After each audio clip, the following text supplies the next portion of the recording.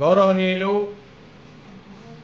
సంస్థ సంయుక్త సేవా సంస్థ అధ్యక్షులు గంగపట్నం సురేంద్ర గారు, మాన్యులు గౌరవనీయులు ప్రముఖ డాక్టర్ రవికుమార్ గారు, ప్రస్తుతము మాజీ కౌన్సిలర్ అటువంటి అలాగే రెడ్ క్రాస్ సేవా సంస్థ అధ్యక్షులు, మన సంయుక్త సేవా సంస్థ యొక్క ఉపాధ్యక్షులైనటువంటి గ్రంథం ప్రసన్నాంజనేయులు గారు, ఉపాధ్యాయులు నేనటూరి శివప్రసాద్ రెడ్డి గారు, ఇతర పెద్దలకు నమస్తులు, చిన్నారులకు అందరికీ కూడా ఆశీస్సులు.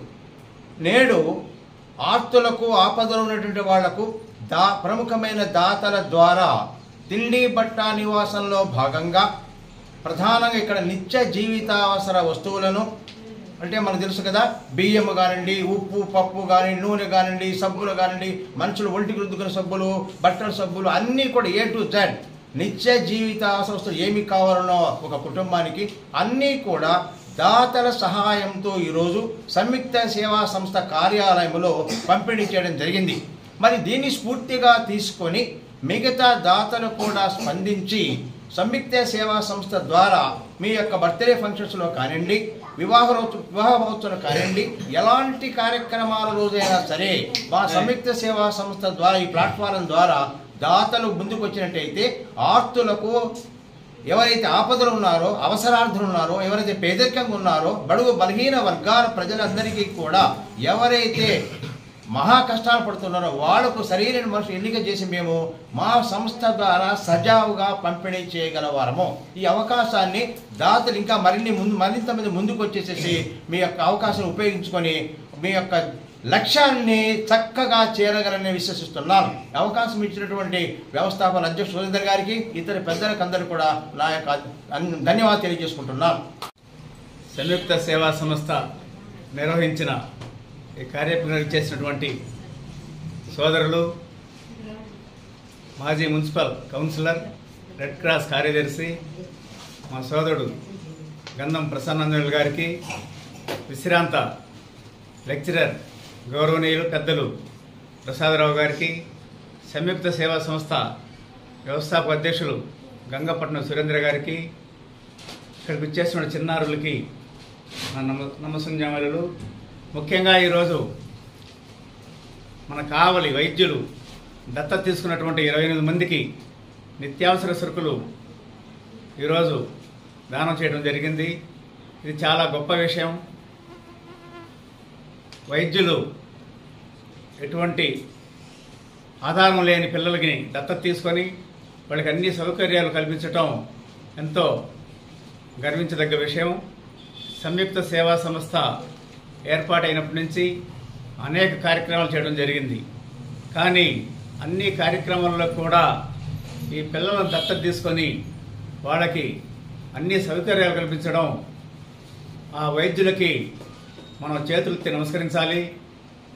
ఈ సంయుక్త సేవా సంస్థలో మున్ముందు కూడా సురేంద్రకు మేమందరం సహాయ సహకారాలు అందిస్తామని తెలుసుకుంటూ సెలవు తీసుకుంటాం. ఎప్పట్లాగే సంయుక్త సేవా సంస్థ తరఫున ఎవరైతే నిరాదరణకు గురైన చిన్నపిల్లలు ఉన్నారో వారికి నిత్యావసర సరుకులు మరియు వారికి ఏం కావాలన్నా సంయుక్త సేవా సంస్థ నుంచి ఇవ్వడం జరుగుతూ ఉంది. ఈ కార్యక్రమానికి దాతలుగా అనేక మంది డాక్టర్లు, లాయర్లు, ముఖ్యంగా డాక్టర్ బెజవాడ రవికుమార్ గారు, వీరందరికీ కూడా హృదయపూర్వక ధన్యవాదాలు తెలియజేస్తున్నాం. అదేవిధంగా ఈరోజు కొత్తగా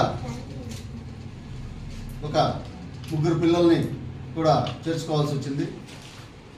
వీరికి డాక్టర్ సతీష్ కుమార్ మరియు ఉషారాణి దంపతులు ఒక పాపకి, అదేవిధంగా 2 బాబులకి వాళ్ళ డాక్టర్ సతీష్ కుమార్ వాళ్ళ మామగారు పాదర్తి వెంకటేశ్వర్ల గారు నేనున్నాను అని, నేను ఆదుకుంటానని ముందుకు వచ్చినందుకు ఆయనకి హృదయపూర్వక ధన్యవాదాలు తెలియజేస్తున్నాం. సంయుక్త సేవా సంస్థ చేస్తున్న అనేక కార్యక్రమాలలో భాగంగా ఇది చాలా ఉత్తమమైన కార్యక్రమం. పిల్లల్ని తీర్చిదిద్ది వాళ్ళ బంగారు భవిష్యత్తుకి భవిష్యత్తుకి వాళ్ళ బంగారు భవిష్యత్తులో ఉండాలని మనస్ఫూర్తిగా ఆకాంక్షించి ప్రతి ఒక్కరు కూడా దాతలు పెద్ద మనసుతోటి వీళ్ళకి సహాయం చేయడం, ఇంకా కూడా సహాయం చేసే వాళ్ళు ఎవరైనా ఉంటే సంయుక్త సేవా సంస్థ వ్యవస్థాపక అధ్యక్షుడు సురేంద్ర గారి నంబర్ ఉంది, దాంట్లో వారికి ఫోన్ చేయండి. ఇంకా ఇలాంటి పిల్లలు అక్కడక్కడ ఉన్నారు, వారిని కూడా చదివించి మంచి ఉన్నత స్థితికి తీసుకురావాలని కోరుకుంటూ, ఈరోజు కొత్తగా దత్తు తీసుకున్న మా డాక్టర్ సతీష్ గారు మరియు ఉషారాణి గారికి, వారి ఉషారాణి గారి తండ్రి గారైన పాదర్తి వెంకటేశ్వర గారికి హృదయపూర్వక ధన్యవాదాలు తెలియజేస్తున్నాం సంయుక్త సేవా సంస్థ తరఫు నుంచి. ఈ కార్యక్రమం ఇలాగే కొనసాగుతూ ఉంటుంది. వీళ్ళు పెద్ద ప్రయోజకులయ్యి ఈ కార్యక్రమాన్ని వీళ్ళే నిర్వహించాలా. ఇక్కడ చదువుకునే పిల్లలు 10th క్లాస్ పిల్లలు కూడా ఉన్నారు, 9th క్లాస్ చదువుకునే పిల్లలు కూడా ఉన్నారు. వీరందరూ కూడా ఈ కార్యక్రమాన్ని ఇక్కడితో ఆపకుండా, మేము పెద్దవాళ్ళు అయిపోతాం కాబట్టి మీరు చదివి ఉన్నత స్థితికి వచ్చి ఈ కార్యక్రమాన్ని నిరంతరం నడిపించవలసిందిగా ఇక్కడున్న వాళ్ళందరినీ కోరుకుంటా ఉన్నా. పిల్లలందరూ చదువుతారా? బాగా చదువుతారా? చదివి ఏం చేస్తారు? పెద్ద ఉద్యోగాలు సంపాదిస్తారు. మీరు కూడా మీ తోటి పిల్లలకి అందరికి కూడా ఇలాగే సహాయం చేయాలి. ఓకేనా? Thank you. అందరికీ ధన్యవాదాలు.